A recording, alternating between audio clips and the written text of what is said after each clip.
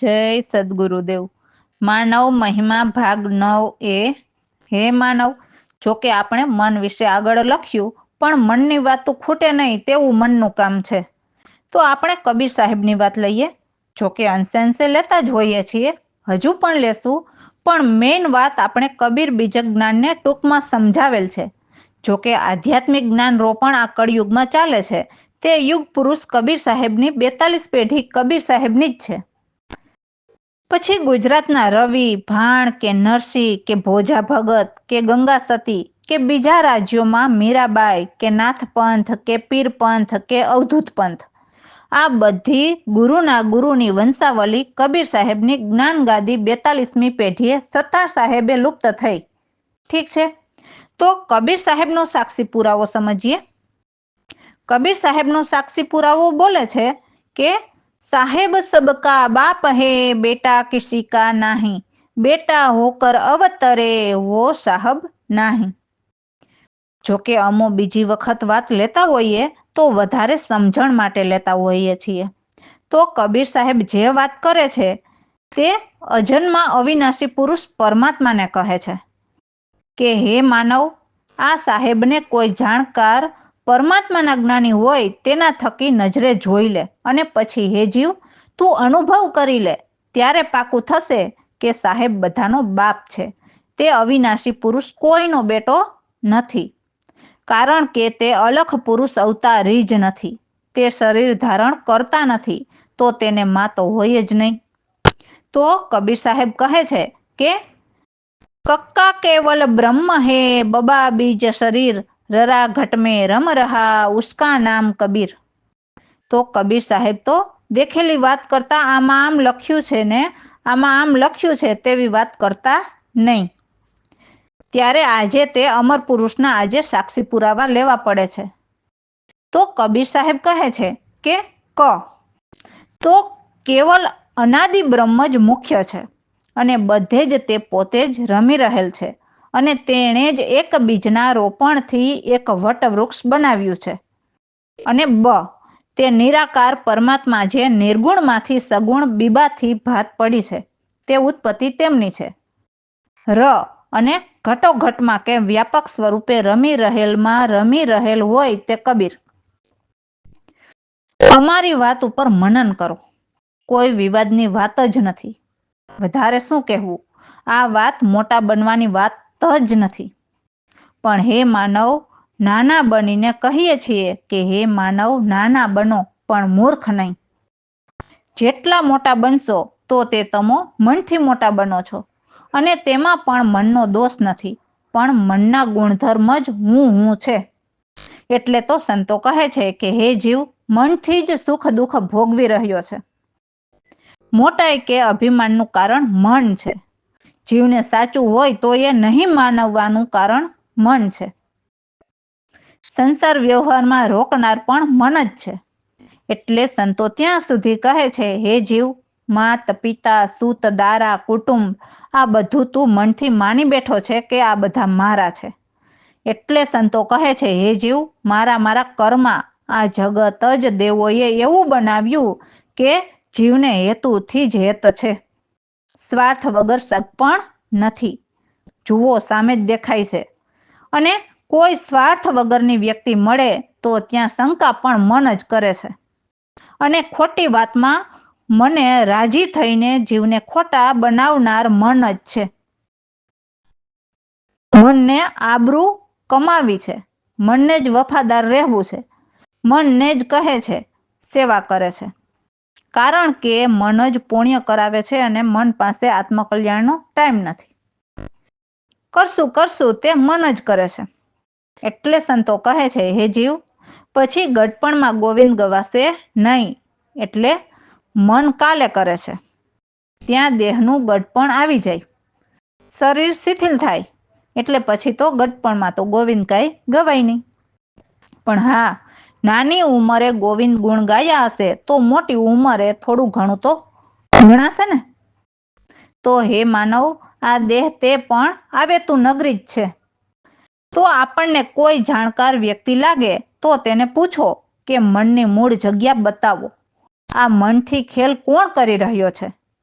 જે આ ચેતન આત્માથી આ દેહ ચેતન છે, છતાં પણ આ દેહનો કબજો મન જમાવી બેઠું છે, તો પહેલા તો આ મનનું મૂળિયું નજરે જોવું પડશે. જોકે સંતો મનને મારીને મહેંદો કરવાનું કહે છે, પણ તે વાત પછીની છે. પણ પહેલી વાત તો તે છે કે આ આવે તો દેહની અંદર મન આવ્યું ક્યાંથી?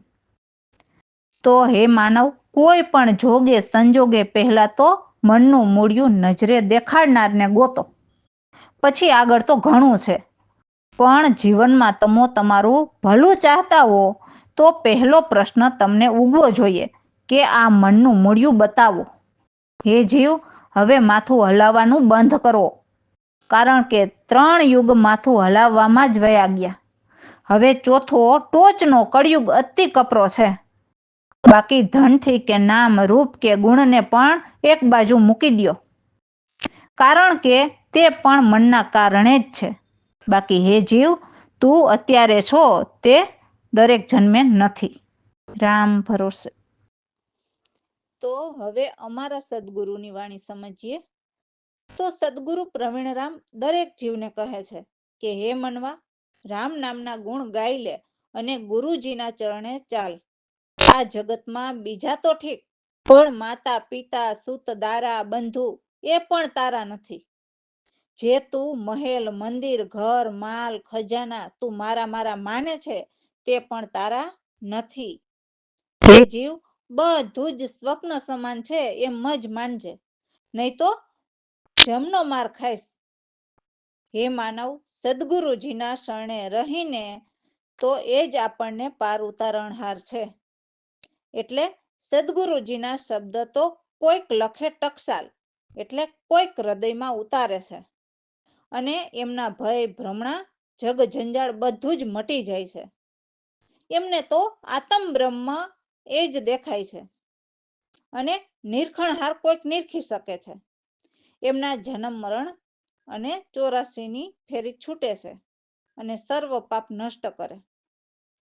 તો દાસલાલ કહે છે કે સદગુરુ પ્રવીણરામ ગુરુએ મારા પર દયા કરીને મને વચન આપ્યા, સાચા શબ્દ આપ્યા, જેથી મને ઘટ ભીતર જ મારા પ્રભુ પ્રગટ્યા. તો હે માનવ, ગુરુ ચરણે ચાલીને રામ ગુણ ગાઈ લ્યો. જય સદગુરુદેવ. હે મનવા, રામ ગુણ ગાય લે, ગુરુ ચરણોમાં ચાલ રે.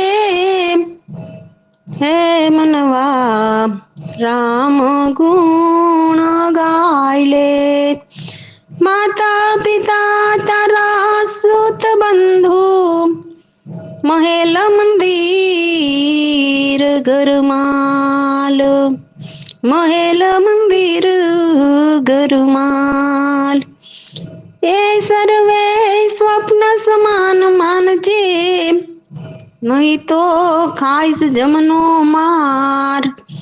હે મનવા, રામ ગુણ ગાય લે, ગુરુના શરણા પાર ઉતારણો હાર, લખે શબ્દ ટંકુસાડ, ભય ભ્રમણા તુરમતી ભાંગે, મટે ઝાડ જંજાડ.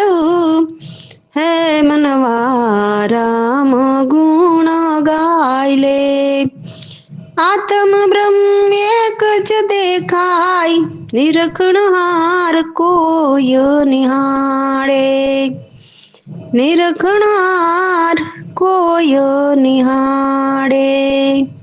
હે મનવા, રામ ગુણ ગાય લે, જન્મ મરણની 84 છૂટે, પાપ કરે સર્વે નષ્ટ. હે મનવા, રામ ગુણ ગાય લે, વચન શબ્દ આપ્યા સાચા, કરી દયા દયાળુ એ, કરી દયા દયાળુ એ. પ્રવીણ રામ ઘટ ભીતર પ્રગટિયા, કહે છે દાસુલાલ, કહે છે દાસુલાલ. હે મનવા રામ ગુણ ગાય લે, ગુરુ ચરણોમાં ચાલ, ગુરુ ચરણોમાં ચાલ. રામ ગુણ ગાય લે, મનવા રામ ગુણ ગાય લે. રામ ભરોસે. સંતો કહે છે કે હે માનવ, હાલ તો સૌ કોઈ સંત કહેવડાવે છે, પરંતુ જે કહેવડાવે તે રહેવાના, એટલે જન્મ મરણમાં રહેવાના. તો કારણ એ છે કે એ ભણ્યા હોય પણ ગણ્યા ન હોય, એવી વાત છે. જે બોલીનો વાચાળ હોય છે, ઘરે ઘરે ફરતો હોય છે, એટલે એવા કહેવાતા સંતો ભણ્યા હોય પણ ચઢ્યા નથી, એટલે સુરતાથી સૂક્ષ્મણા નાડીની ઘાટી ચઢ્યા ન હોય, એટલે કઈ મંજિલે પણ ન પહોંચ્યા હોય. એમને પ્રભુના ગુણ ગાતા પણ ગમ ન પડે, કેમ કે શબ્દની પાળ ન બાંધી હોય. એટલે સદગુરુ જે શબ્દ કહે છે તે હૃદયે ન ધર્યા હોય, એટલે સુરત કાંઈ શબ્દમાં લાગે નહીં, એટલે એમને જુઓ અને કાળ ખાય છે. હે માનવ, તન મનની ચાલ ત્યજીને જ્ઞાન ગુરુ પાસેથી લઈ લ્યો અને આઠે પહોર આનંદમાં રહો, જેથી આપણી પર આવતા કાળને સદગુરુ ટાળશે. જે શુભ અશુભની નદીઓ ચાલે છે, એમાં કોઈક સંત સુરા ચાલે તો ઈંગલા પિંગલા નદીની વાત છે. તેમાં સુરા સંત તરે છે, ત્યાં કાળ પહોંચી શકતો નથી, કેમ કે ત્યાં પ્રભુ હજુર રહે છે. જ્યાં સુરતાથી કેવળ પદ કેવળ મતીએ કેવળ પહોંચી જાય છે. તો સદગુરુ પ્રવીણરામ એ કેવળ દેશના છે, જે કેવળ પદ ગાય છે. જય સદગુરુદેવ. સંત કેવડાવે સૌ કોય રે, કેવાયા તે રેવાના રે. ભણ્યા પણ ગણ્યા નહીં, ઘર ઘર ફરતો બોલી વાચાડ રે. સંત કેવડાવે સૌ કોય રે, ચઢિયા પણ ચઢિયા નહીં, પહોંચ્યા નહીં મંજિલ રે. સંત કેવડાવે સૌ કોય રે, સંત કેવડાવે સૌ કોય રે. ગુણ ગાતા ગમન પડી, બાંધી નહીં શબ્દોની પાડ રે. સંત કેવડાવે સૌ કોય રે, સુરત ન લાગી શબ્દ મારે, ચિયા ખાય શું કાળ રે. સંત કેવડાવે સૌ કોય રે, જ્ઞાન ગુરુ પાસેથી લીયો, તન મનની તજી ચાલ રે. સંત કેવડાવે સૌ કોય રે, આટે પોરે આનંદમાં રહી, સદગુરુ ટાળે કાળ રે. સંત કેવડાવે સૌ કોય રે, શુભ અશુભની નદીઓ ચાલે, તેમાં તરે કોઈ સંત હોય સુરા રે. સંત કેવડાવે સૌ કોય રે, જ્યાં કાળ પહોંચે નહીં, ત્યાં પ્રભુ રહે હજુર રે. સંત કેવડાવે સૌ કોય રે, કેવળ પદ કેવળ મતી, કેવળ પહોંચી જાય રે. સંત કેવડાવે સૌ કોય રે, પ્રવીણ રામ કેવળ દેશમાં, કેવળ પદ ગાય રે. સંત કેવડાવે સૌ કોય રે, સંત કેવડાવે સૌ કોય રે. કેવાયા તે રેવાના, કેવાયા તે રેવાના. રામ ભરોસે.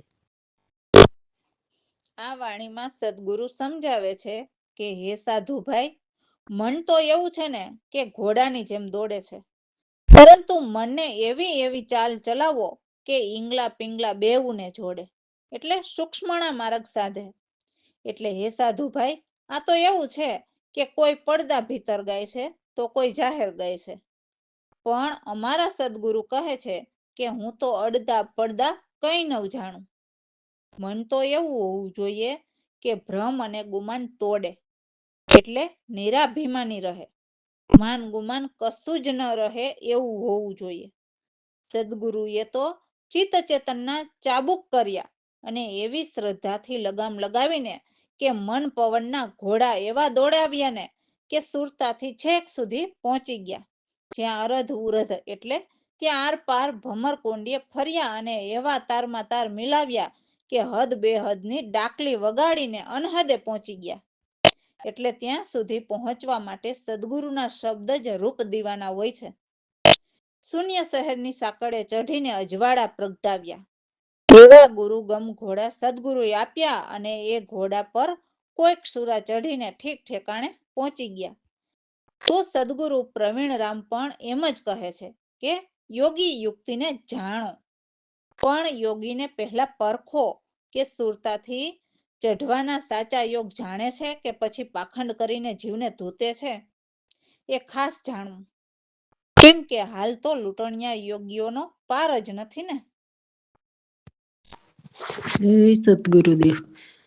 સાધુભાઈ હરદમ ઘોડા દોડે, એવી ચાલ ચાલો મન મારા, ઈંગલા પિંગલા બેવું જોડે. સાધુભાઈ હરદમ ઘોડા દોડે, કોઈક ગાઈ પડદા ભીતર, કોઈક ગાય જાહેર, અડદા પડદા કઈ ન જાણું, ભ્રમ ગુમાન તોડી. સાધુભાઈ હરદમ ઘોડા દોડે, ચિત્ત ચેતનના કર્યા ચાબુકા, શ્રદ્ધાથી લગમ લગાવી. સાધુભાઈ હરદમ ઘોડા દોડે, મન પવનને ઘોડા કહિયા, સુરતથી ચડી જાણા. સાધુભાઈ હરદમ ઘોડા દોડે, અરથ યુરથ કુંડીએ ફર્યા, તારે તાર મિલાવ્યા. સાધુભાઈ હરદમ ઘોડા દોડે, હદ બેહદની ડાકલી વગાડી, શબ્દ રૂપ જ દીવાના. સાધુભાઈ હરદમ ઘોડા દોડે, સુન મહેરની સાંકળે ચડ્યા, પ્રગટ કૈરાયન જવાડા. સાધુભાઈ હરદમ ઘોડા દોડે, ગુરુ ગમ ઘોડા સદગુરુએ દીધા, પરમાનંદ મારહિયા. સાધુભાઈ હરદમ ઘોડા દોડે, તે ઘોડા પર કોઈ સુરા ચડિયા, પહોંચ્યા ઠેઠ ઠેકાણે.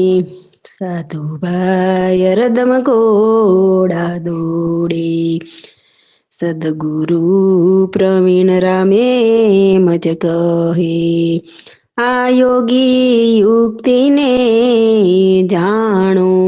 સાધુભાઈ હરદમ ઘોડા દોડે, સાધુભાઈ હરદમ ઘોડા દોડે.